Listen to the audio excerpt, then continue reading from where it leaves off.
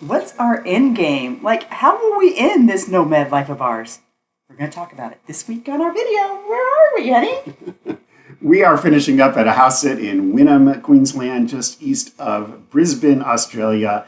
Loving our life here. And the purpose of this video is, we get a lot of questions from people about what we're going to do next. We're full-time travelers. We don't have a home base. Are we going to get a home base? Are we going to go back to the United States? What are we going to do? When are we going to stop traveling? You can't do this forever. Like, you're going to get tired or old or bored or broke or something. So what's your end game? How do you finish? And we're more than 2.5 years into this, and that's a great question. And we talk about this all the time. Mm-hmm. So we thought we'd have a little conversation, a little discussion about what the end game is, and kind of bring you into our world and let you in on the kinds of things that we talk about. And what's interesting is we have several couple friends that we all kind of started this full-time traveling nomad lifestyle together about the same time. And that was, the style was we had carry-on bags or light luggage. We left the U.S. or left our home countries. We sold everything. We traveled full-time. We stayed traveling full-time. And we have no intention of not traveling full-time. So, but we've had some friends in this community of ours. One set, they've decided not to do the backpacking thing anymore. They've come off the road or come off full-time traveling as we don't call ourselves backpackers, but backpack style. And they're now RVing instead. And then we have another couple friend who aren't doing the backpacking anymore. They actually purchase a property and now they're going to do long-term vacations from that property rather than full-time travel like we're doing. So it's interesting, even within our little community, the end game is being defined differently for everybody. And I'm not saying that they have ended their game. I'm just saying how they started is now different than what they're doing and now. How things change and how things evolve. For us, it's a full-time travel. We have no intention of stopping anytime soon. And a lot of it comes in to kind of a geographic explanation, if you will. So we're in Australia now. We were in the United States before. We traveled in Europe and Southeast Asia, Mexico. There's a lot of the world that we haven't seen, and I know it's not like we're trying to see everywhere. We don't. Yeah, but I think people have like this checklist of all. They want to do the 165 countries and all 7 continents or whatever. We don't have that, but we definitely have regions that we haven't been to that we want to see. So once we finish here down under. We still have South America and Central America. Some of these places we've been to a little bit, but we haven't been to them extensively. So we want to go back and do Central and South America. Right. We have the whole continent of Africa that we've just touched our toes into in Egypt this year. Yeah. That we're looking forward to going back to and exploring more of Africa. There's still a lot of Europe that we haven't been to. And New Zealand. I mean, New Zealand's still down here and down under. So. Right. A lot of Southeast Asia that we haven't been to. So just geographically, if you say, well, when are you going to stop? And it's like, well, we haven't seen everything yet. Yeah. I know that's kind of a little bit too simplistic. But the other way that we talk about is what are the things that we still want to do? So from an experience standpoint, we talk about how we're traveling intentionally and what are the kinds of experiences that we want to have. And I keep thinking about the time when we were in Thailand and did volunteering in the elephant rescue camp. Yeah, watch our video here. Which was a great experience, and want to do more thing like that. Right. I mean, just on our list for this, I don't know that we'll accomplish these things this year, but on that list is Angloville, so go volunteer with some English language. What you drinking, hon? We haven't looked at your coffee cup in a while. What is it? This is... The good and bad and the ugly. Oh, which one are you? I am. You're the good. You're good friend. You're the good. I'm the ugly. I'm the bad and ugly. You're the good. Anyway, some things I want to do this year in the next short term versus long term, like the next little while. I want to go to Angloville. I want to do an Angloville where you volunteer as English speakers in a community. I want to do a multi-day hike. We're looking here in Australia for another multi-day hike like the Camino. I want to go to a language immersion school and really improve my Spanish and get beyond just fluid to even more fluent. I want to go to a writing workshop. Kate Green, I'm looking at you.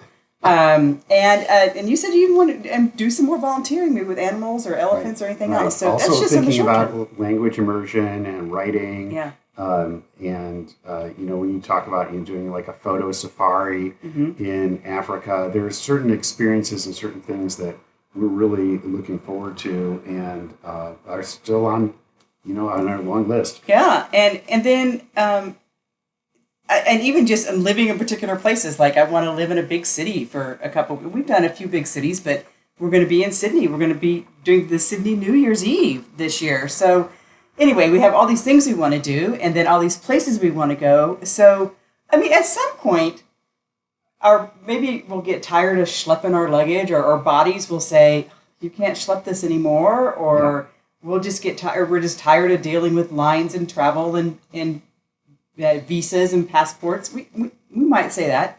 One of the things, we intentionally we have thought about, we don't do this often, but a month in every location.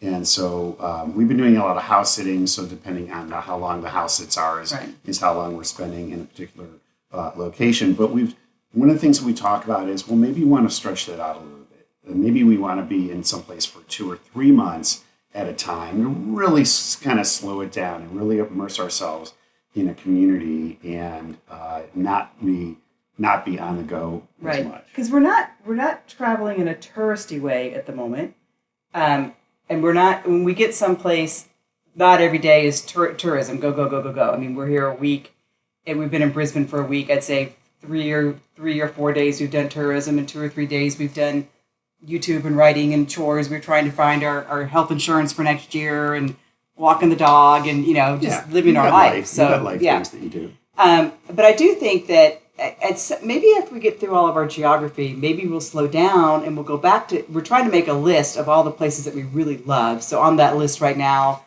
Split, Croatia, Hanya, Greece, Da Nang, Vietnam, Brisbane, Australia, Dublin, Ireland, Ajijic and Chapala, Mexico. So we've definitely got a list of places that we want to go back to and maybe live there for 3 months at a time. And then maybe our schedule is 3 months, 3 months, or 4 months, 4 months. And then maybe it becomes 6 months, and then maybe it's 9 months and 3 months. But when we were in Ajijic, Mexico, right at the beginning of all this, like 2 years ago, we met a lady who was living and she invited us to her home. She lived in an assisted living facility in Ajijic. And it's an older video of ours. I'll put it up here. We didn't really touch a lot on it, but for those people who are interested, we talked about some of the expenses she shared with us. I think it was like $2,000 a month for her to live in a partial assisted. For everything. Nursing, on she had staff. a 24-hour nurse on staff, a 24-hour on-call doctor, all her foods, all of her access. She still had her car. Anyway, it was just really, Steve and I were like, maybe this is our end game. Maybe this is at some point when we need an assisted living facility. Maybe it's in Mexico or Vietnam or Thailand or Taiwan, somewhere. Maybe that's the ultimate exit plan. And then the exit plan is spread my ashes someplace. But maybe that's our exit plan: is we end up in an assisted living facility someplace. Well, I mean, certainly you bring up to a point of health wise. I mean, if we're in a situation where we physically cannot do the pace of traveling that we've been doing, we'll have to look at some kind of an alternative. We're still young. We don't see any kind of limitations to the kind of traveling and the kind of mobility that we have. Well, we already are not doing some extreme or more extreme things that we used to do when we were younger. Like we're not climbing 14ers anymore. I don't think if someone said to me, "Do you want to climb a 14er?" which is a mountain that's 14,000 feet or taller in Colorado particularly, I don't know that I'd say I want to do a 14er. So I guess I'm slowing down, but I don't think I'm slowed down. Right. Yeah. Right. But would you do the triple bypass bike ride? Well, no. I mean, there are certain things that I'm not doing anymore that, really long distance, like 100-mile bike rides and, run a marathon in the past. I'm not going to run a marathon anymore. It's not to say we won't do them. I just don't see that those things are necessarily in our future. They could be. I'm not saying never, but anyway, we have changed some.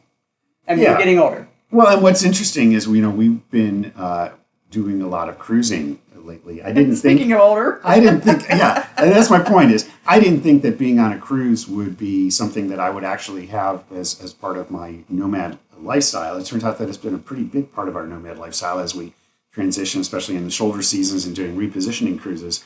But when you take a cruise, if for those people who have been on cruises, you see a lot of elderly people, a lot of people who have mobility issues, and they are certainly, I mean, they're getting around. I mean, they're traveling. I mean, they're on the ship with us, so obviously they're going places and seeing things. I don't think we're necessarily in that crowd yet. I mean, well, that's what I'm saying. When we get on the cruise ship, we're the active people doing the active things, as opposed to the people with disabilities and mobility issues that maybe aren't as active as we are. This is the kind of thing that we talk about is, should we do more cruising? If we wanted to slow down and we have some mobility issues, would cruising be even more part of our lifestyle? Maybe we would live on a cruise in the future, like do the world cruises or whatever. So anyway, so what's our exit plan? We don't know. But I think the moral to the story is I don't think we will end up back in the U.S. I don't see right now. I mean, things definitely could change, but I don't see right now a reason to go back to the U.S. to live or to stay for any, length of time. Yeah. But, as things change, medical care changes, environments change, the world blows up, the economy, the stock market crashes, all the things that could happen, which obviously we don't hope happen. We could end up in the U.S. again. What if we have grandchildren? Or if we have grandchildren. No, I don't know. Let's keep those comments for another time. Okay. Kids, keep trying. Oh. What? Oh. Do you really want to say that? I want grandkids, yeah. Really? Sure. You really want to say that? Oh, see? Now we're getting in trouble. I didn't think you would say that on video. Oh. Sorry. I said it. Kids. Lord Excelsior wants some grandchildren. Now. All right. Anyway, do we have an in plan? No, we don't have an in plan. Stop asking. No, no, don't stop asking. Keep asking. Keep asking. What is your in plan? Yeah. What are your ideas, and what should we do? Tell us what to do. Yeah. Well, you can make suggestions. But actually, really, if you have an interesting in plan, I mean, even if you're not traveling, do you have an interesting in plan besides go to a retirement home? Let us hear. We'll talk to you later.